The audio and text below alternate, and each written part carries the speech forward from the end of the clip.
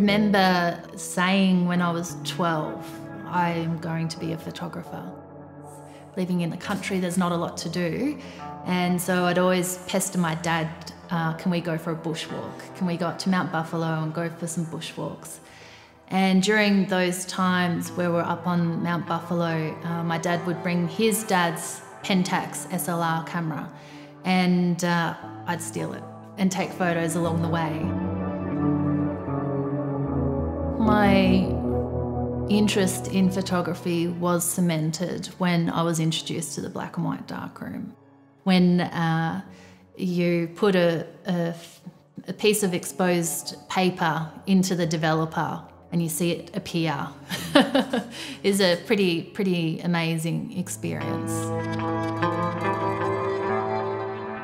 A lot of my work starts in the darkroom, using photograms as a way to create a base from what I shoot from.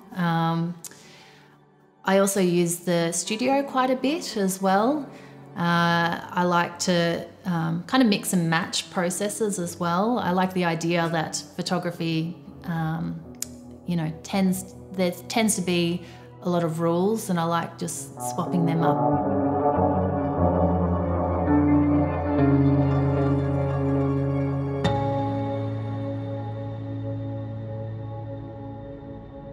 I was invited to go to the local energy trading systems conference.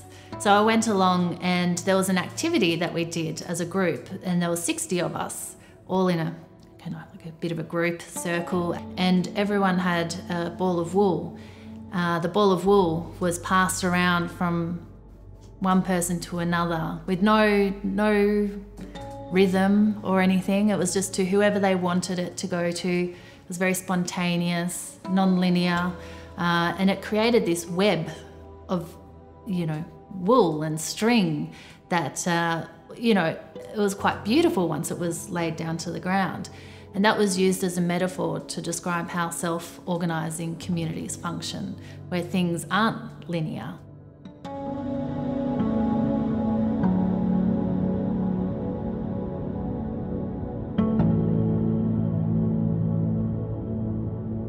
Dust landscapes came out of my master's by research at RMIT, and I went in with a research question that I still look back at and go, did I set myself for a task or what? Where it was like, how can a spiritual collective consciousness be revealed and documented through photography? Confest is actually one of the first open healing communities in Australia. So I went out there and I started taking photos of people at Confest, participating in activities that evoked a spiritual collective consciousness.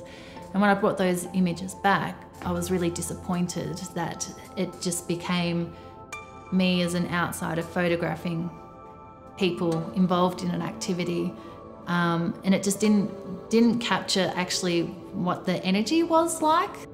So I started to think about the landscape, and that it's purposely held in this arid landscape, and that the dust that kind of gets pushed up in clouds because of all the people dancing, and it's just really dry. And so you come back from Confest and it's just, you're covered with dust.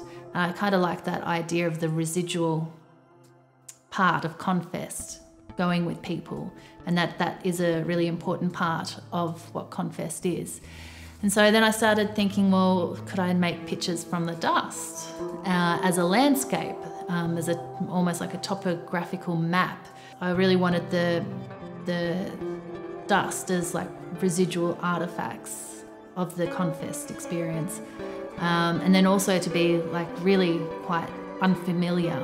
So when you're looking at them, you kind of get the experience of when you are at Confest.